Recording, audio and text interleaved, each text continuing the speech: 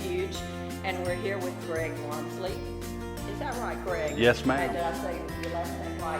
And this is a wonderful opportunity. We want everyone to see and hear the many things that are available for families, adventure-wise, to get out and enjoy nature.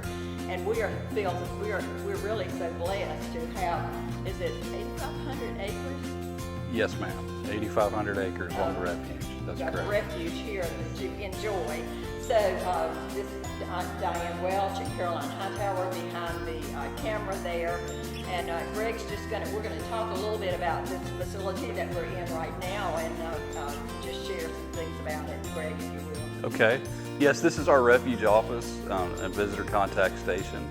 It's been open since 2017. A lot of folks remember the old office on Highway 52, but we've been in the new office since, like I said, since 2017. The Refuge is open 7 days a week, and the office here is open Monday through Friday from 9 to 3. But yeah, here at the office we have a kind of a neat facility because we have our offices on one side, and in the open public viewing area we have a few exhibits, we have a few mounted specimens, some taxidermy, some photography. It's a place where we can have a meeting, or it's a place where the public can just kind of come and get some brochures and learn a little bit about the Refuge. We also use it as a facility for the 2nd and 3rd graders in Anson County. In the springtime, the 4-H brings in a lot of the local school kids, and they do some environmental education programs here. So we use it for a lot of different things. That's great. Well, I know you're a busy person because you have a lot of different things that you have to do here. So can we Greg, just walk around and kind of look at some of the animals that we have on display, or pictures, whichever way. Sure. A lot of probably the majority of our mounted specimens are going to be our waterfowl, because the reason the Refuge was established back in 1963 was to protect migratory waterfowl, to provide wintering habitat for them. So that's a lot of the land management that we do is directed towards providing waterfowl habitat. So we have over here, we have some American widgeon. Over here on this wall, we've got some gadwall, the hooded merganser. We've got the wood ducks there in the middle. And then to the left, we've got the redhead, and on the far left, we've got a pair of buffleheads. So pretty good little examples of some of the waterfowl that you would see here in the wintertime, possibly. And then with the wood ducks, sometimes they're here year round. You can see them on the wildlife drive.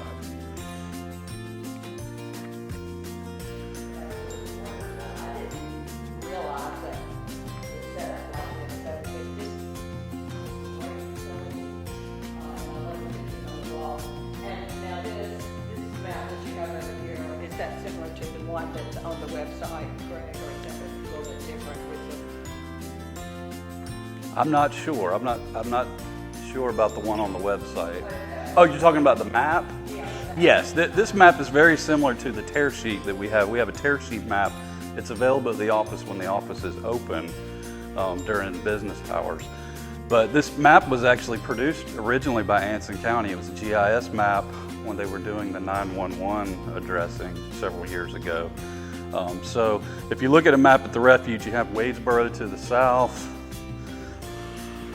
Of course, you have Ansonville just to the north of us. And this pretty much encompasses the entire... That's the entire Refuge there shown on the map. You'll see that on the south end, Dennis Road runs our south boundary. Grassy Island Road actually runs right through the center of the Refuge. It runs from 52 all the way to Highway 109. The southwest corner here is where most of our visitors come. That's where we have our wildlife drive here at the office. We have Sullivan Pond and some of the trails that kind of branch out from this area. And I know the bridge is such a popular Yes, area. it is. Yes, we have, if you go out Grassy Island Road, it'd take 52 up to Grassy Island, turn right, and then right here at Griffin Road, we have a kiosk. There's usually some brochures there, hunting and fishing regulations, things like that. If you take a left on Griffin Road will take you to Gaddy Bridge. If you turn left on the Covered Bridge Trail Road, that's Gaddy Bridge. And then if you take Griffin all the way down to the river, we actually have a canoe launch back there. It's a great little spot. You can run a short little canoe trip. You can put in here on the Refuge at the Griffin Road access, and you can take out down here at the 109 boat ramp. That's great. And do you all actually have those canoe trips? Are they supervised? No, we don't. We don't have any supervised canoe trips. I think there probably are some guides, in the local area that do that, especially around Lake Tillery. The Norwood area has some guides like that. That's great. And now over here at where we came in, the sheet that you said that you just tear off and you can give the visitors who come. That's correct. Idea of the different. Yes, we do have several brochures for anybody who wants to stop by and pick up some information. We have our general information brochure. We have our fishing regulations and permit. And then a little bit later in July, we'll be putting out our new hunting regulations. Another thing about these is even when the office is closed, we have a brochure box here. The entrance at Highway 52 has a brochure box right there by the public restrooms. And we try to keep those stocked so that, if the office is closed, you come by on a holiday, 4th of July, Saturday or Sunday when there's nobody around, you can still pick up some information. Wonderful. Okay, now how many fishing ponds do you have available? We've got about 5. We've got Sullivan Pond here at the office. We have Arrowhead Pond out just south of Grassy Island Road. We have Little Pond on Dennis Road. We have Andrews Pond, which is across the river in Richmond County. And we also have Arrowhead Pond, which is, I think you already said Arrowhead, didn't I?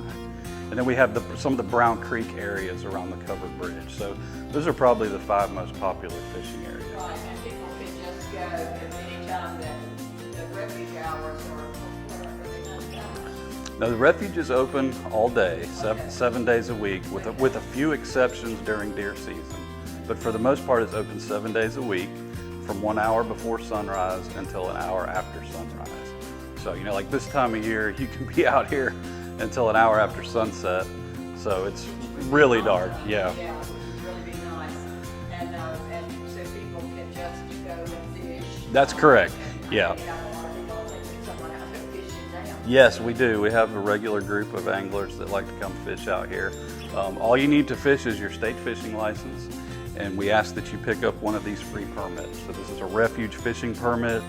It has a place on the front where you can sign it after you've read it. And the reason for that is just because it's federal land.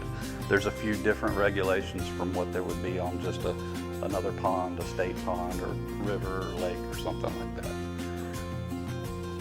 But we try to keep these available even when the office is closed in the brochure boxes. That's correct.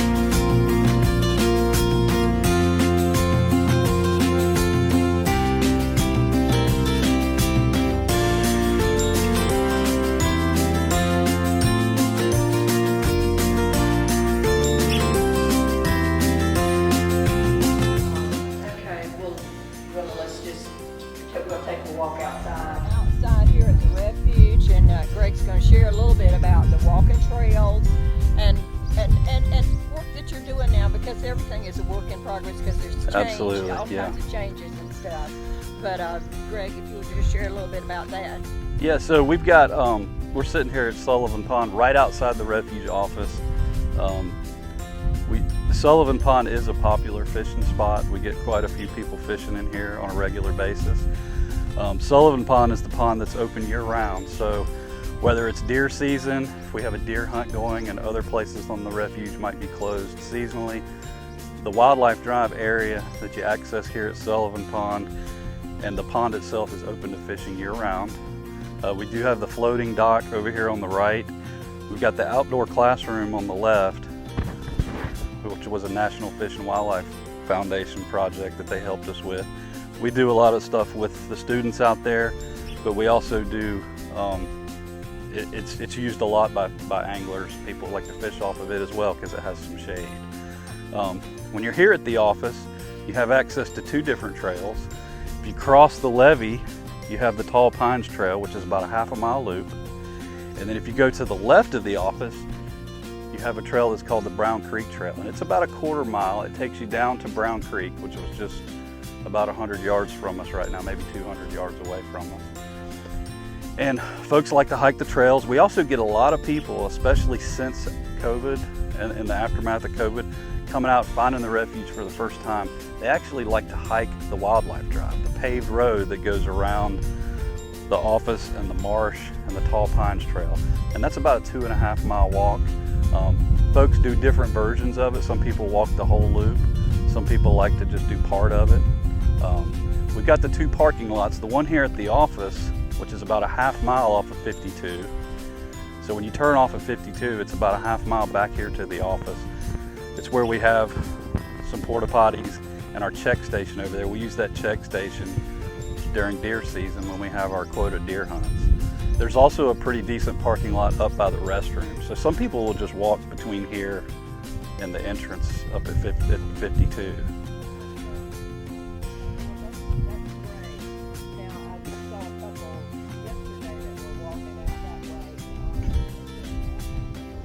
Yes, the Brown Creek Trail starts right as you go off the sidewalk over here, and it loops back around and it comes back at the front of the parking lot. So how long did you say this is the Wildlife Drive is about 2.5 miles to make the full loop. And so if you come in off of 52 and just keep driving straight, you can just continue in a straight line. And once you get past the office, it is a one-way road because it's so narrow. And a lot of it runs a levee because you're going right through the middle of a large wetland back there. So it's important that once you pass the office that you continue one way. And it'll take you back all the way around to 52. Sure, we'll probably drive that.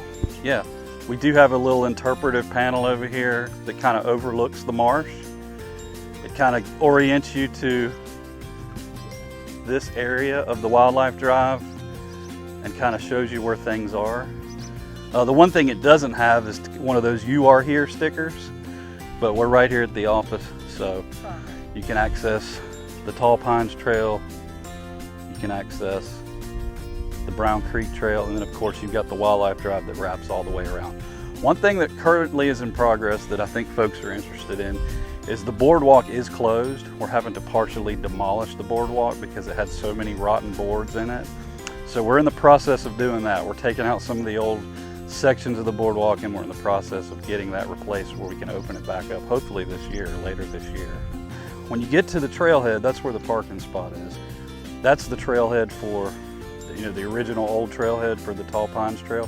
It actually makes a split right there. So if you continue straight, it'll bring you right back to the restrooms. But if you split left, it'll take you out to Highway 52 down here. So this is really just a spur off of the main drive.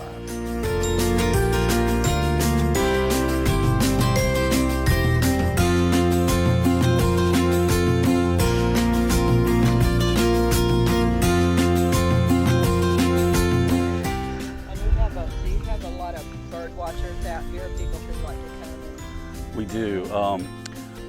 It's a real popular place for bird watching, especially with the fall migration and then with the spring migration.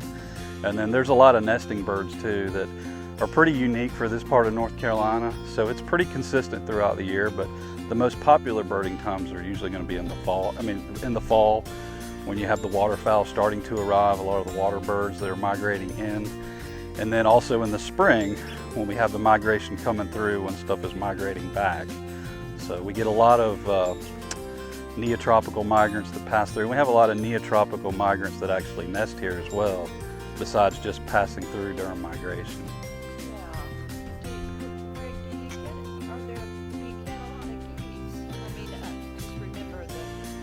Yes. So yes, a lot of the history of the refuge is tied to the Lockhart-Gaddy Wild Goose Refuge in Ansonville, and which is still there. It's a privately owned place. And that flock of geese came from a part of Canada called Southern James Bay. And that was a really unique and rare flock. When the refuge first got started, that was the reason why. We were having more than 10,000 geese a year that were staying in Anson County. They would arrive in October and they would stay here until about March. Unfortunately, that flock has dwindled significantly. So we do not get a lot of the true migratory Canada geese that the refuge was established for.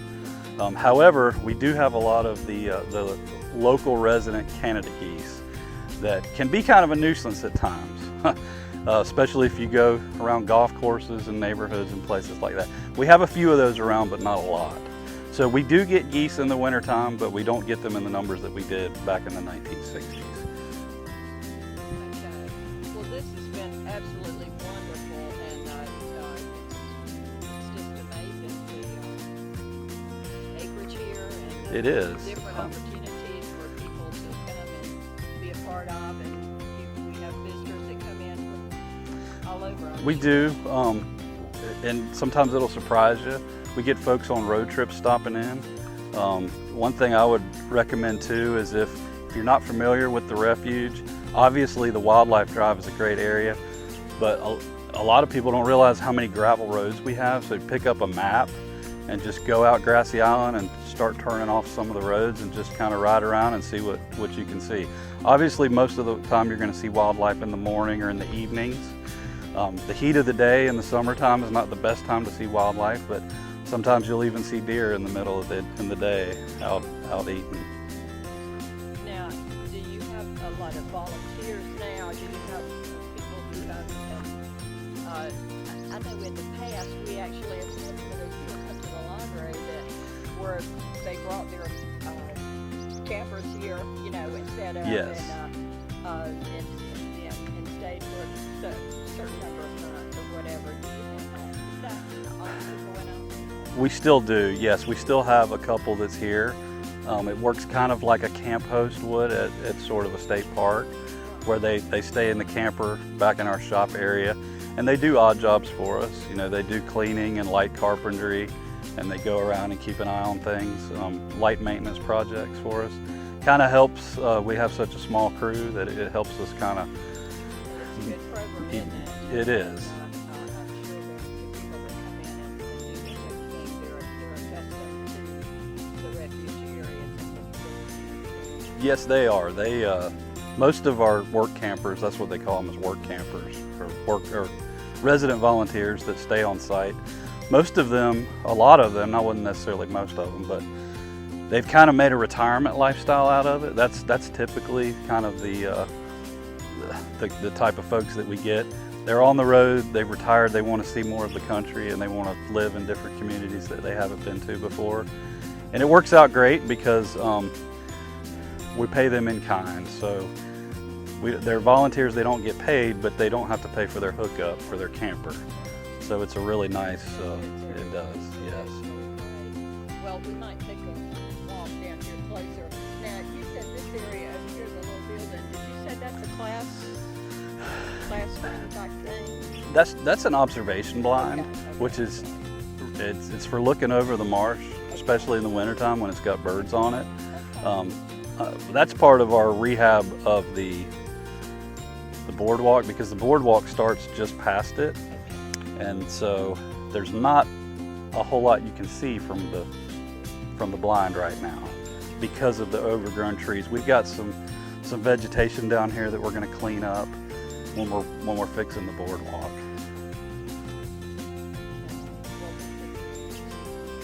thank you so much. You're welcome. For, You're welcome. allowing us to come and sharing all of this information with us today. And I just want people to know what we have Sure. available here, so they can get out of the Yeah, and even on a hot day, it's if your vehicle has good air conditioning, it's a good place to come take a nice, peaceful ride.